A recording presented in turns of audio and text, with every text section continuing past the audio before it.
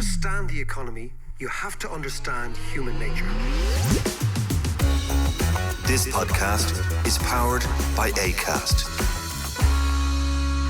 How you doing there? It is time for the podcast. And today, the podcast comes to you courtesy of a couple of podcast fans that I just met in an Irish pub where I was watching the rugby. And they said to me, look who's walked through the door. You should do a podcast on the economics of this wonderful city, John, Venice. So, David and Jessica, for suggesting you should do a podcast from here. Thank you very much. Lovely to meet you in that Irish bar in Venice watching the rugby. And here you are. So we're going to do a podcast today on the economics of Venice, maybe even the economics of the Merchant of Venice, John, because take me right back. I am staying in the Jewish ghetto here in Venice, which is exactly where Shylock would have come from. And we will talk about the economics of the Merchant of Venice. We will talk about this city. We will talk about why it's impressive. We will also talk about what lessons a city like this has for small countries, particularly now at a time, John, when big countries are going not so much to war, but to trade war, tariff war, commercial war, etc. What happens is that idea is when the elephants start to scrap, what does the little guy do? How do you sidestep the elephants? I don't know. Have you been here before, John? No, Venice is one place I haven't been to, and I'd love to go. The only problem is with those beautiful Italian cities like Florence and Rome, which I have been to,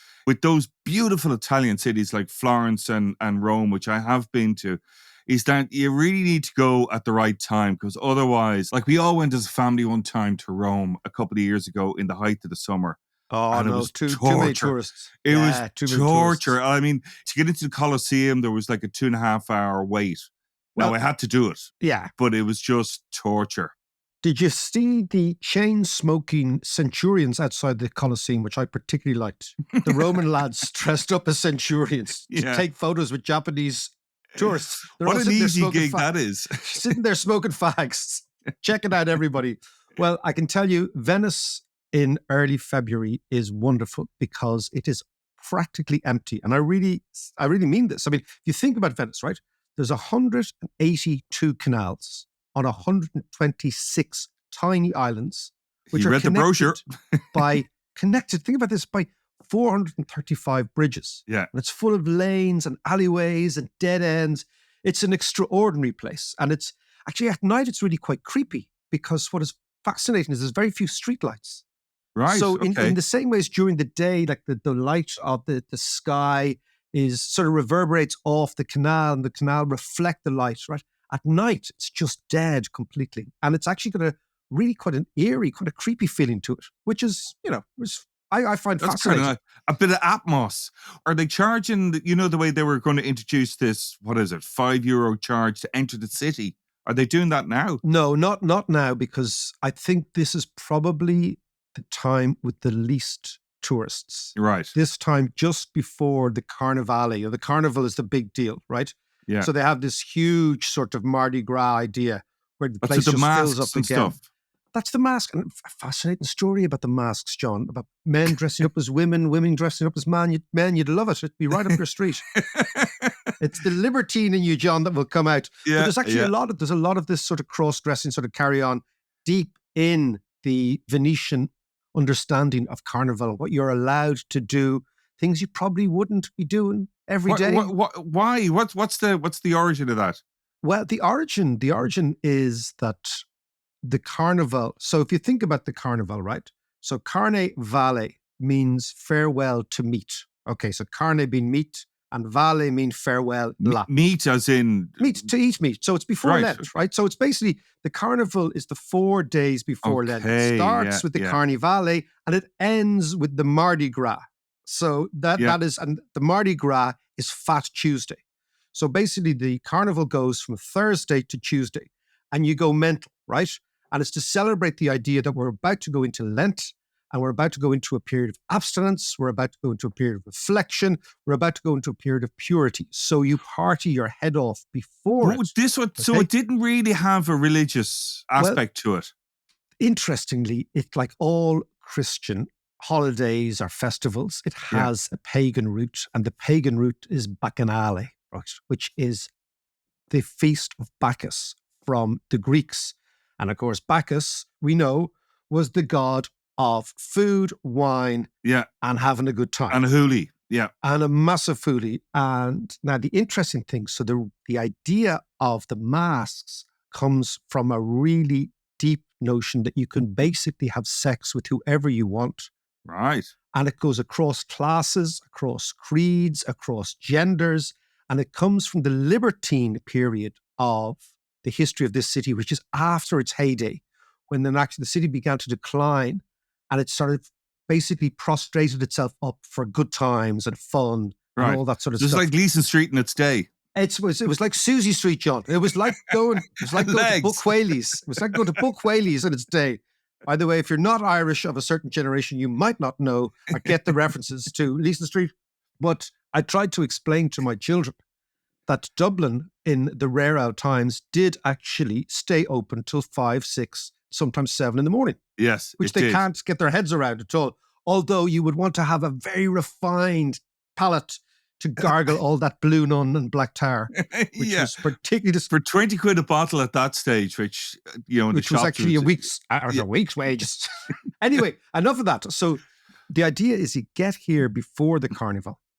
So these weeks, late January, early February, it's cold, it's chilly, there's fog in from the Adriatic. What is really fascinating, and this is again contrasts the view that most people have of this city, is that it's a completely working city today. So you open the window of your hotel and you see barges ploughing up and down the canals, not gondolas, not fellas in stripy jumpers singing "O Solo Mio," right? Yeah, You've got with fellas, ice cream. right? You've got fellas in workmen's overalls ploughing barges up and down, cement with sort of little cranes, all those mini cranes they have, it's a working town. And I suppose that's what you don't see during the summer. And the reason you don't see it during the summer, I was talking to a local last night and they just said, look, we just abandon ship. We head off. We basically rent our gaffs out to tourists and we go to the mainland. We go to the place where the Venetians first came from, because they first came from the mainland to this lagoon trying to escape. From Trieste and stuff. It was basically when the Roman Empire ended.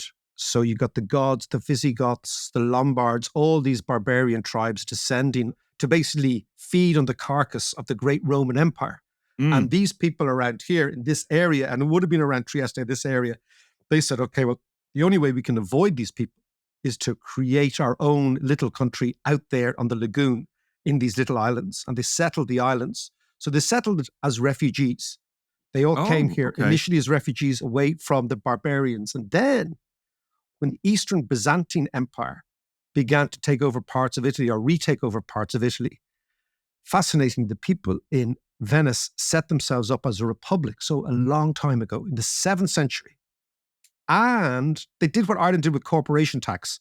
They dropped the tax. Right. Any empire, all empires are ferocious taxers. That's what they do. They conquer people. It's called the bully and plunder model of economics. So you bully people and then you plunder them once you capture them. Yeah, and of course, part of that plunder is very, very high levels of taxation. And what the Romans always did, and you always notice this, empires always tax subjects more than they do citizens. So one of the advantages of being a citizen or as somebody who's got entitled to something in the empire is you pay less tax than the poor old people you've just subjugated. So on the one hand, they were avoiding the barbarians, but on the other hand, when things started to equalize out and settle down, the Venetians under the Republic offered people low taxes. So a lot of commercial noble people, a lot of commercial operators came here as well. This is over a 200 or 300 year period. And then, of course, finally, John, if you have a republic, you basically have a free system where people can actually move up socially, as opposed to if you have an emperor running, where basically an emperor just has nobility, and if you're not a member of the nobility, you don't go anywhere. Whereas the promise of Venice, before the Renaissance was it was a reasonably free city.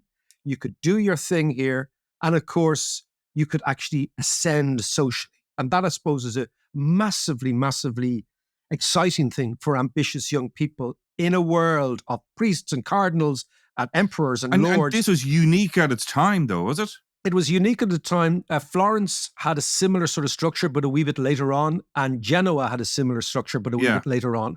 So the Venetians were, basically they started this idea of offering people the opportunity to ascend socially and to be part of a republic that was a little bit freer than what was going on at the time. It wasn't like in some sort of unbelievable nirvana. It was a little bit freer than what was going on. And that, of course, attracted people. But the fascinating thing for small countries that have no resources is the question is, why did this place that has no resources, right? It's no land. Yeah. It's got no wood. It's got no coal. It's got none of those things that you associate with old school economic activity. Yeah. How did it get rich? And it got rich through trade. Basically, the Venetians set themselves up as the halfway house between Europe and the Byzantine Empire, first of all, and later the Ottoman Empire. So it was the Silk Road. It was the buckle in the Silk Road. But while it's on the water and stuff, it doesn't have a big port, though, attached to it either. No, it doesn't. It doesn't. It has, obviously it's got big harbours, but as you said, it doesn't have a massive, massive port. But what it did have. Unlike the Rotterdams of this world of the time, the Amsterdams, they had big ports. But interesting, it's the rise in Amsterdam actually reflects the eclipse of Venice. And we'll come on to that in a little while. Okay. What actually happened here. But I suppose the lesson here is that small little places like Venice need to be very dexterous in who they deal with. And what the Venetians understood was that the sea was their power.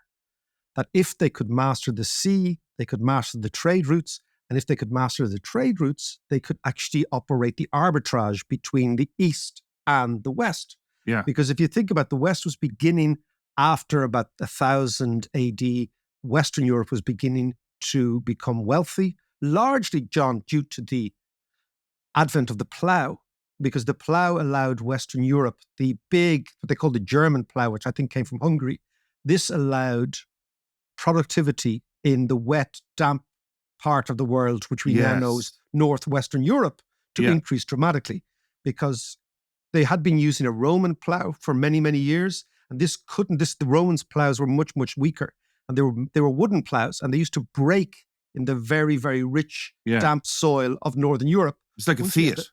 Yeah, exactly. Once we had a metal plough, we could increase productivity, we could increase agrarian yields. Once you increase agrarian yields, people don't starve. Once people don't starve, you get population multiplying, and this is what was happening in northwestern Europe. And of course, Venice, if you think of the geography of Italy, like Italy is this big thing that sticks out between the West and the East. Yeah. So it became really the launch pad for everybody who wanted to go east. And the reason people wanted to go east was because east was where the sophistication was. Everything that was sophisticated, everything that was technologically advanced, everything that was culturally advanced was in the East, was not in the West. So Western Europe was post the Dark Ages. Western Europe was a backwater. Give me a kind of a year or an era when this was happening. Okay, well, let's locate all this in the Sack of Constantinople, right? Right. So the Sack of Constantinople happens in 1204, April 1204. So Constantinople. Right. Around tea time. About 6 o'clock on the 4th of April, right? So the Venetians had at this stage been quite canny operators down the Adriatic. And when the Fourth Crusade arrived in Venice, the interesting thing is the Crusaders didn't have enough money for the Venetians to be the ferryman for the Crusaders from Italy to the Levant. So the Venetians said, all right, we'll take you over. But if you do a bit of head reckon with us, right? So they employed the Crusaders as sort of mercenaries. Right. The mercenaries, why they employed them as mercenaries is they wanted to sack the city of Constantinople, which was the second Rome. And of course, what they wanted to do there, they wanted to plunder the place, they wanted to rob the place, but they also wanted to open up the trade routes to the Black Sea, which had been choked by the city of Constantinople. Yeah. So they arrived there and they destroy the city. They destroy the entire infrastructure. And this is one of the reasons, John, why the Russians, I told you I'm reading Brodsky, right? The Russians, right? Watermark, very good book. If you want to understand the Russians, read their books, John. That's the key thing. Have you ever thought about why the Russians call their emperor the Tsar? Yeah. Because Tsar comes from Caesar. Oh, right. Okay. So it was the Russian pronunciation of the word Caesar. And the reason they call their Tsars Caesar is that Constantinople was the last outpost of the Roman Empire. Yeah. And the people in Constantinople called themselves Romani. And their head, the boss man, was a Caesar. So when the Venetians sacked the city of Byzantium, and they therefore sacked Orthodox Christianity, Yeah. Orthodox Christianity moved from Constantinople to Moscow. Right. Yes. And the Russians decide that Moscow is the new Rome, and Moscow is the real seat of Christianity. And they still believe this in the Wow. Orthodox Okay. Church. So they believe that the Latin Catholic Church or Christian Church is an impostor, that the real seat of the legacy of St. Peter goes from Rome to Constantinople. And then after the Venetians sacked Constantinople with the Crusaders, it goes to Moscow. And the way in which they acknowledge that is they call their leader the Tsar, which is the Russian for Caesar. Right. Okay. Nice one. So That's that great. gives you time. That gives you time. So after about 1200, then the Phoenicians are rocking and rolling. They're kicking ass all over the place. They are doing And their who thing. was, speaking of individuals here, like, was there a main man here? No, they have they're very Elon Musk-esque. They have a man called the Doge, right? So the boss. Oh my God. Oh no. So the boss man here was the Doge, and he was elected for 4 years. So it was quite a democratic Unlike system. Elon. Unlike Elon, exactly. And he was called Doge. Doge comes from Duke, and Doge was the Venetian dialect for a duke. So, but he is a nobleman, but not a king. Right. And he's got to answer to a council of nobles, and those who've got a council of merchants. But interesting you ask that question, John. One of the reasons that I believe that Venice became so unbelievably impressive economically, culturally, mercantile, financially, etc., was precisely because it was a merchant city. And merchants tend to be much more open. They tend to be more cosmopolitan. They tend to be more transactional. They tend to be less dogmatic than, for example, lords or kings are, of course, in the case of the Vatican, popes, because popes and kings rule by diktat. I'm the top man. Here's the rules of the game, and here's how you will actually live in this place. So it's a vertical hierarchy. The fascinating thing about merchant cities is they're a horizontal hierarchy. They are based more on networks, and they are based on people who willingly go to work every day, as opposed to feudal systems where people are bullied to go to work every day. Yeah. And that leads to a certain amount of intellectual curiosity. It leads to a certain amount of tolerance. It leads to a certain amount of what one would regard as modern thinking. So I'll give you another example, right? If around here, like every little bridge of the 430 odd thousand or ever, of the 430 odd, right, has a name. Yeah. But the most common name is the Bridge of Tits. Of boobs. Right. Breasts. Okay.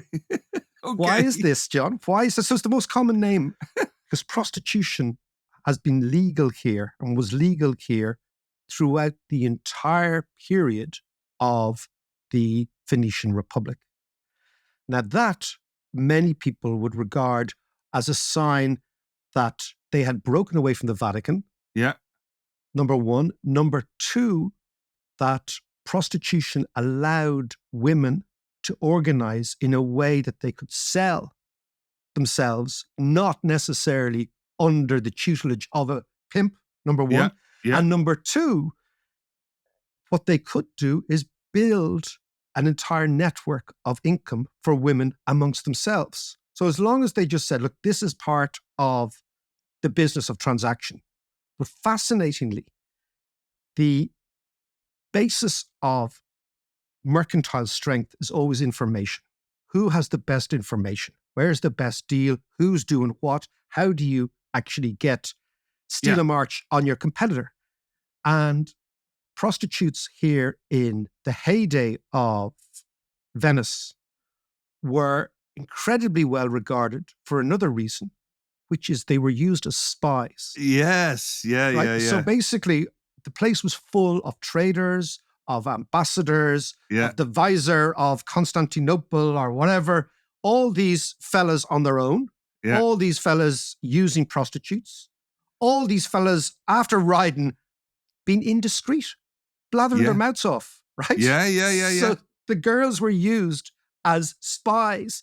And that's why you regularly saw the Doge with the queen of the prostitutes, with the main madame. Right. Because the main madame was a source of information, and it was the information. So you can imagine these fellas bragging after a few gargles, sitting back, having a smoke and saying, I'll tell you what I'm up to, right? If you knew how important I was, and all the girls are just listening away, then they went back to the Doge and say, listen, you see the fellas from Crete? I can tell you in 2 or 3 days' time, they'll be coming up here with copper or with grapes or something. Yeah. I know. How do you know? Because your man just told me, right? Because he was bragging. Brilliant. So there's a lot of fascinating stuff here. So what you get, but that's when merchants get in control of a city, the whole background noise of the city changes. On a social structure then, was it quite equal? No, I don't think, you would never, ever say that these places were equal in terms of 21st century perceptions of equality, right? Yeah. But they were moving little by little towards something more equal. And that's where, of course, money comes in and the Merchant of Venice and all that sort of stuff, right? Yeah. Okay. Tell us about Shakespeare. What's his angle on all this? So what has always interested me about Shakespeare, John, was why so many of his plays. He was supposed to have written most of his stuff in London or Stratford on Avon. Yeah. He wrote 39 plays in his life, which is really, it's an impressive, he'd be like a podcaster. They're all hits as well, pretty much. They're all hits. Yeah. He was the stock Aiken and Waterman of his time, okay? Yeah. He was writing hits, 39 plays, 13 of his plays took place in Italy. Now that is kind of fascinating, right? Right, okay. Okay, so if you think that Shakespeare lived from about 1560 odd to about 1620, I'm not sure, around that period, right?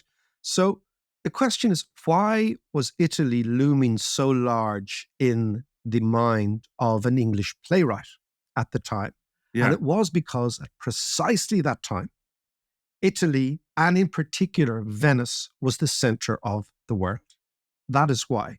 Right. And I always think that, for example, that art is evidence. Culture is evidence, I always say, of something else happening. The same as food is evidence, right? When you eat certain foods and certain dishes, right? In fact, I'll tell you a fascinating thing about this place. They have these things called, I think they're called bacalhau. Yeah. Which you might know if you've been to Portugal, bacalhau. Yeah. Which is, and the Spaniards have bacalhau as well, it's cod. Right, So how come the main delicacy of an Adriatic stroke Mediterranean city is an animal that only swims in the North Atlantic? This intrigued me the other day, John, as I was having my bacalhau. This is interesting. And of course, it's evidence of massive trade, that they could trade, but it's also evidence of the real thing that made them rich in the first place was salt. And salt was the currency of trade because salt preserved things. And the Venetians had salt here on the lagoon, but they had salt flats all the way down the Adriatic in what is now modern day Croatia, Dalmatia. Yeah. And it was salt that was their main original asset or resource that they could sell. Now, of course, salt also was the basis of all food exports in the medieval age, because it was the only preservative. So you think, okay, they had salt, they had money, which we'll come on to, and of course, Shakespeare is writing about the Merchant of Venice precisely because the English were fascinated at the commercial prowess of the Venetians. And the English knew that they had to understand what was making the Venetians tick. So, for example, the Bank of England is on Lombard Street in England. That comes from the Lombardians. The Lombardians are the people who live around here. So the English were obsessed with how can the Italians be so good at banking, at money, at trade, at commerce, and this is where we'll get to.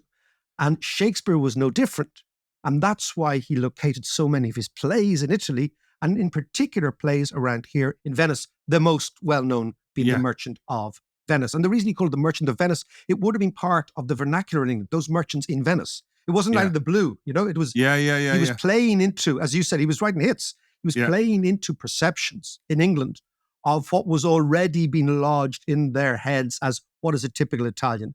Now, of course, The Merchant of Venice comes with the added spice of anti-Semitism, of course, because Shylock is the moneylender and Antonio is the guy who's in hock to Shylock, and Shylock wants his pound of flesh, Yeah. meaning he doesn't really want a rate of interest back, but he wants actually the death of Antonio, who was a vicious anti-Semite and continued to be throughout the play. And that is fascinating for me because I'm sitting here in the Jewish ghetto Right. in Okay. Venice, right? This is where I'm staying. And this is the original ghetto that Jewish people had to go behind, were basically locked up in a ghetto after a curfew every single night.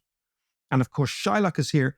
And Back in the day. Right. from the 13th century to 1862, John. Wow. To Okay. 1862. That's not that long ago. Yeah. Right?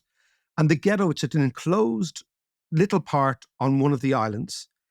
And now, obviously, there's lots of tourists, whatever, but it is still the heart of this. There's an ancient Jewish community here, and it's still the heart of it. And of course, Shylock was the person that we most associate with that community. Yeah. And of course, Shakespeare wrote, and in fact, a lot of people believe that Shakespeare came here because his detailed understanding of the geography, the minute geography of the ghetto, Yeah. are so accurate that people believe either he was here Yeah. or he had his own spies here who were giving him Yes. really detailed notes about how to get around the ghetto. So anyway, it's all fascinating. But what it shows you is that this was a place that economics and money and commerce and innovation were primary motivations for the people.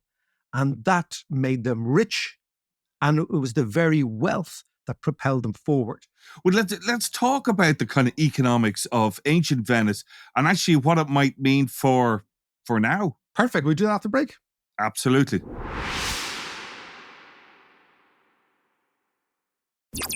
So, Mark, you've just been taking us through the streets of ancient Venice and give us a little flavour of what it was like back then. But tell us a little bit more about the economics of Venice. Like, what made the Venetians such great traders and so innovative in the world of trade? And also, are there parallels that we can draw with today, and can we learn from them? Well, I think, first of all, in the same way as a small country like Ireland has become a trading entrepot in the last 40 years, we've become a centre of production, a centre of sales, of marketing for non-Irish companies. This is a 21st century example of what the Venetians were doing in the 16th, 17th century when they were at their pomp, when our friend Shakespeare was writing The Merchant of Venice. What they were doing was the following, John. They'd figured out that the big traders at the time were their enemy, the Ottomans, the Byzantines, basically the East, the people who owned the choke points to the Silk Road, which was basically silk and spices and all these beautiful things, largely coming from what is now Syria, coming from the Black Sea, coming from Persia, and coming from China. I mean, don't forget, Marco Polo was Venetian. He was the guy who spent 22 years in China. Right? So they were selling Western European things to the Eastern Europeans, and they were taking a cut in the middle. So they were ultimate traders. So it was like a multinational headquarters, not unlike Ireland.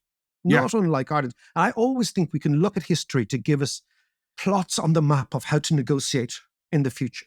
So the Venetians were trading with the Easterners, but the problem was there was always a current account. This gets to Mr. Trump's obsession with tariffs. Yes. There was always a trade deficit between the East and the West because Eastern goods were of a much higher quality.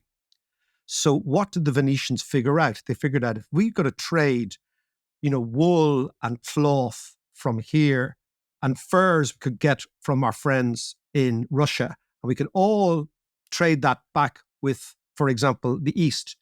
But we're not getting enough money. The terms of trade aren't good. Yeah. So the Phoenicians had to find what the actual Byzantines really wanted and the Indians really wanted, which was gold. So they set up a three-way system of trading Western goods. And what I mean Western, I mean Northern European Western goods with Africa for gold, because the biggest gold mines in the world were in West Africa. Yeah. Timbuktu, I know it doesn't sound like a real place, but it is a real place. And there's a Oh, yeah, reason for sure. why places are called Equatorial Guinea and the Gold Coast, because the guinea was the actual gold coin that Right. came out of those places. So they traded Western goods with the Africans for gold. Then they took that gold up through Gibraltar, all the way back up here. And the gold was a make weight for the trade deficit they had with the Easterners, and they gave them gold and wool. That's what Right. they gave in effect, and lumber, lots and lots of timber, right? Yeah. Which was an incredibly valuable resource at the time. In return, they got the spices, the silks, the exotic muslins, all that sort of stuff. And they just kept rinsing and repeating. So there's 4 innovations that they had. Yeah. The first one was they created their own reserve currency called the ducat, which was again a gold coin, a bit like the Florentine florin. And it became the standard coin, the sort of world reserve currency or the European Okay. reserve currency. Right. Now, what that gave them was what it gives the Americans today, what they call the exorbitant privilege of you issuing the coin that everybody wants to use to trade. It means that you simply have to generate the coin. Other people have to generate real goods and real activity to Yeah. pay you. So the mint here was incredibly important. That's the first thing. The second thing is they figured out, and this is the technology that people might not think. I know people when they glaze over when they hear about accountancy, but bear with me, right? The technology is that is the double entry bookkeeping was established by a man called Luca Pacioli, and he was a Right. friar. He was a priest, a mathematician. In fact, so good was he that he taught mathematics to Leonardo da Vinci and Albrecht Dürer, the German painter. Now, Wow. imagine how Okay. clever you'd have to be to teach Leonardo maths. Yeah. right? Yeah. But he came up with the idea Wow. of double entry bookkeeping. And the double entry bookkeeping, so you have a debit and you have a credit, and every venture has a set of accounts. Yeah. So if you imagine what they were doing, sending ships out to Constantinople was incredibly, incredibly dangerous because there was pirates, there were shipwrecks, there was all Sure. sorts of Yeah. things, right? Yeah. The insurance market wasn't as sophisticated as it is now, but it wasn't that bad. They had an insurance market. But the key thing was that every venture, so if I said to you, John, what we'll do is tomorrow, I think we should go to Crete and get raisins because the raisins were particularly Yeah. valuable We want source to of make sugar. a cake. Yeah. We're going to make lots of cakes, right? We're going to make Yeah. lots of cakes. I'm going to sell the raisins, right? But the problem is Crete's very far away from Venice. And the way down the Adriatic, we've got all those pirates. We've got shipwrecks. So what we're going to do is we're going to try and insulate this venture from the rest of our wealth. So if it works well, that'll be grand. Yeah. So they set up, using the basic accounting system, a limited company franchise. And that limited company had debits and credits, and we would go into partnership for, a year. And if the raisins were delivered back to Venice, we'd sell them here and we'd all make money. You close the account and you start again. Now that Yeah. doesn't sound radical, but it was a radical departure for the way commerce had been done. And the reason it could be done like this is you had this double entry accounting that everything was precise and closed, Yeah. and you could close your venture and start again. And very, very soon they started to think in accounting terms. So you had households accounts, you had company accounts, you had ventured accounts. Right. Okay. You had the city's accounts, which were Yeah. debits and credits, etc. And this was the sort of financial technology that they needed to use money that they had and to actually expand their monetary base. Because what they could do then is they could do what the Americans say, they could get a bigger bang for their buck. Yeah. And of course, the thing about accountancy, John, is it makes you think in a precise way. So once people started to think of accounts and household accounts and daily accounts and monthly accounts, suddenly they started to be much more precise. And the thing about numbers, I is start shutting numbers- down though. That's the thing. but some people start shutting down. Other people, but the thing about numbers are precise, and precision is the first cousin of reasoning Yeah. and logic and all these sort of things. Yes, They of were course. creating an Yeah, intellectual base as Yeah. well. And then the third thing is they refined the Florentine notion of the fractional reserve bank, and that's the idea. Okay. If you put That's your where deposit, it came from then. yeah. Okay. It came from Florence. Then the Venetians and the Genovese, they really, really refined that. They also came up with, John, I think it's a fascinating thing, patent. Oh, right. So we take for granted that if you come up with an innovation, you get a patent. It's the direct protection of innovations. You're legally protected. You can exploit the, as they say in the Silicon Valley, the IP, John. Yes. The intellectual property, right? That was a really new idea. And again, the Venetians came up with it. It's a really innovative idea, that, because it's a new way of extracting value out of simple ideas. Absolutely. And in the past, what would have happened, to go back to the merchant structure, is that the innovative geezer would come up with a good idea and the local squire and lord would just bash him over the head and rob his idea. Yeah. And you had no comeback to the courts or justice or anything. Whereas we know from the Merchant of Venice that it actually ended in the courts. The courts were very, very vibrant here. And so therefore, what it does is it facilitates innovation, because people think, well, if I innovate and I'm protected and I can extract value out of my innovation, well, then I'll go for it. That suddenly created a whole new way of thinking about the world. Yeah, that's amazing. So all this stuff came together, John. They were flying along. And of course, all the beautiful churches here, of course, that was the money they were making. And then they were competing with each other. Every island had its little campo, and every campo was competing with each other for the most beautiful church and the most ornate this and that. And this is how they became a sort of a hub of culture and a center of both business and the high arts. Yeah. So what was the demise of Venice then? And probably more importantly, what can we learn from it now? Well, the demise of Venice was a fella called Christopher Columbus. Aha. Right. So think about what the Venetians had. They had spent, think about it, the Venetians were independent for about 1,000 years, from about 700 to when Napoleon, our friend John, invaded them and slapped them around. There he is again. Napoleon's always coming in. Napoleon slapped them around in about 1800 when the Napoleonic Wars were kicking off, right? Yeah. Our friend Napoleon, the French plundered this place wholesale. They took all the goodies, right? Say. But to come back, the reason the Venetians were successful is they devoted an enormous amount of effort to becoming the dominant maritime power in the Mediterranean. And as long as the Mediterranean was the center of the world, they were the top dogs. But our friend Columbus, by punching a hole through the Atlantic, and himself and Vasco da Gama and those guys going around South Africa to get to India, suddenly there was a new trade route open. Now, you started this discussion with Amsterdam. As Amsterdam rose, Venice declined, because Amsterdam, Lisbon, Cadiz, Seville, all those trading cities that the Dutch, the Portuguese, the Spaniards had, which opened up the New World. Yeah. And opened up Asia via going around Africa. That's where trade diverted to. And that began the emergence of and the domination of Atlantic sea power.